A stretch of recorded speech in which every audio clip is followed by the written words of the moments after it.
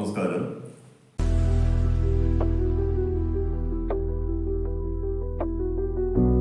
ആയിരത്തി 1980-കളോടെ 70-കളിലെ തുടങ്ങി 80-കളിൽ അത് അതിൻ്റെ മാക്സിമം ലെവലിലെത്തി. അതായത് സൈക്കിൾസിൻ്റെ സെയിൽസിൽ ഒരു മാന്ദ്യം. പ്രധാന കാരണം മോട്ടോർ വാഹനങ്ങളുടെ കടന്നുവരവാണ്. ആദ്യകാലങ്ങളിലൊക്കെ മോട്ടോർ വാഹനങ്ങളുണ്ടെങ്കിലും ജനങ്ങൾ കൂടുതൽ പ്രിഫർ ചെയ്തിരുന്നത് സൈക്കിളായിരുന്നു.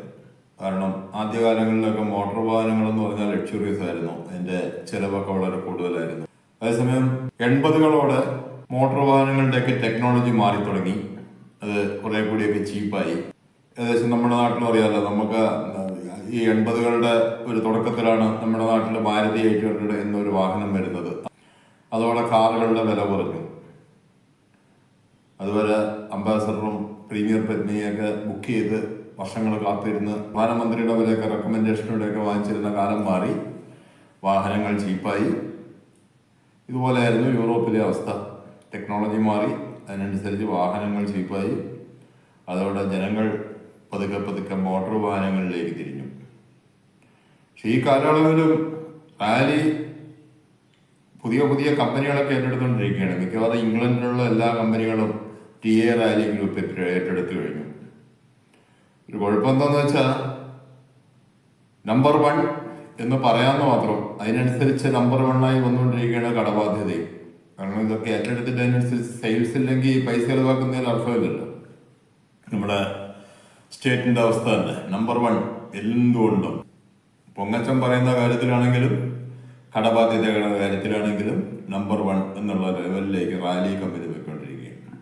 ഈ കാലയളവിൽ ലക്സംബർഗ് എന്ന യൂറോപ്യൻ രാജ്യത്ത് ആരംഭിച്ച ഒരു സൈക്കിൾ കമ്പനിയാണ് derby cycles.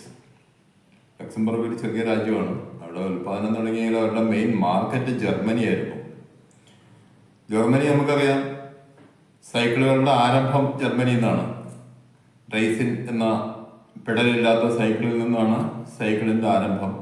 Derby international corporation എന്ന സ്ഥാപനം 1872 സ്ഥാപിതമായ ഒരു സ്ഥാപനമാണ്. അവരുടെ പ്രധാന ബിസിനസ് എന്ന് പറയുന്നത് സിൽവർ ട്രേഡിംഗ് ആയിരുന്നു.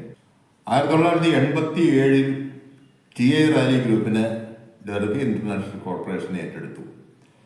അതുവരെയുള്ള അസറ്റ്സിന്റെ വിലയായി $1.8 കോടി, കടബാധ്യതയിലേക്ക് $1.4 കോടി ചെലവാക്കിക്കൊണ്ട് TA Raleigh group Derby cycles ഏറ്റെടുക്കുകയാണ്. അതോടെ ഉണ്ടായ ഒരു ഗുണം എന്താണെന്ന് വെച്ചാൽ ജർമ്മനിയിലെ മാർക്കറ്റിംഗ് കൂടി. ഒപ്പം UK-യിലെ റാലിയുടെ പ്രവർത്തനം അവസാനിച്ചു. USA-യിലും ജർമ്മനിയിലും മാത്രമായി TA റാലി ഗ്രൂപ്പിന്റെ സൈക്കിൾസ് മാറുകയാണ്. ഏകദേശം ഈ കാലയളവിൽ തന്നെ ബാക്കി മിക്കവാറും രാജ്യങ്ങളിലേക്ക് സെയിൽസ് നിന്നു. ആ കാലഘട്ടത്തിൽ ജർമ്മൻ റാലി എന്ന പേരിലാണ് ഇത് അറിയപ്പെട്ടിരുന്നത്. 1987 മുതൽ ജർമ്മൻ റാലി എന്നുള്ള പേരിലാണ് റാലി സൈക്കിൾസ് അറിയപ്പെടാൻ തുടങ്ങിയത്.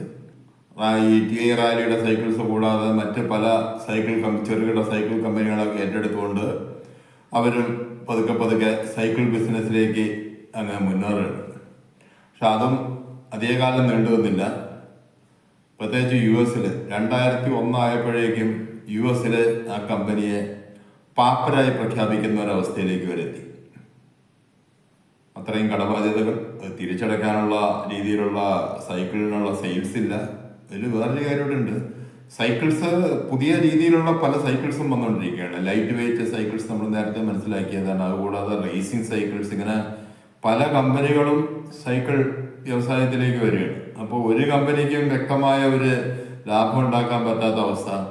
എന്നാൽ വില കുറഞ്ഞ ചെറിയ മുതൽ മുടക്കിൽ ചെറിയ വിലയിൽ ഉണ്ടാക്കുന്ന സൈക്കിൾസിനാണ് പലപ്പോഴും ലാഭം കൂടുന്നത്. റാലി പോലുള്ള ക്വാളിറ്റി ബൈസൈക്കിൾസ് ആൾക്കാർക്ക് വേണ്ടാത്ത ഒരവസ്ഥയിലേക്ക് മാറുകയാണ്. അങ്ങനെ 2001 പാപ്പരായി പ്രഖ്യാപിക്കപ്പെട്ട ഡർബി സൈക്കിൾസിന്റെ US ഡിവിഷൻ ഒരു ചെറിയ കുറുക്കു വഴിയിലൂടെ തൽക്കാലം രക്ഷപ്പെട്ടു. ഡർബി സൈക്കിൾസ് എന്നുള്ള പേര് അവർ നിർത്തി. പകരം റാലി സൈക്കിൾസ് എന്നുള്ള പേര് തിരിച്ചു കൊണ്ടുവന്നു.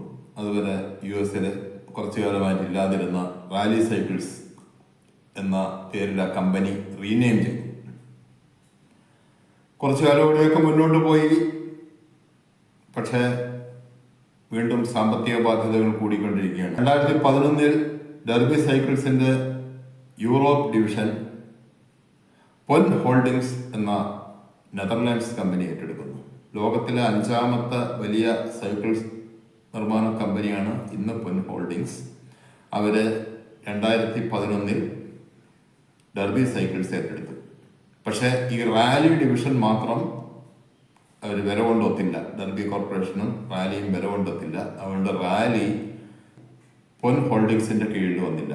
അത് സ്വതന്ത്രമായിട്ട് തുടർന്നു. അധികകാലം തുടർന്നില്ല, ഒരു കൊല്ലം ഓടി. 2012 നെതർലാൻഡ്സിലെ തന്നെ മറ്റൊരു വമ്പൻ സൈക്കിൾ നിർമ്മാണ കമ്പനിയായ ആക്സൽ കമ്പനി റാലിയുടെ പ്രവർത്തനം ഏറ്റെടുത്തു.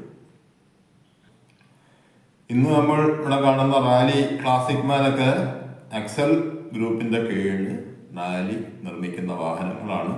ഇനി സൈക്കിളുകളെ കുറിച്ച് പറയുമ്പോൾ പ്രധാനമായിട്ട് പരാമർശിക്കപ്പെടേണ്ട ഒരു രാജ്യമാണ് നെതർലാൻഡ്സ്. അവിടുത്തെ സൈക്കിൾ വിശേഷങ്ങൾ അടുത്ത വീഡിയോയിൽ.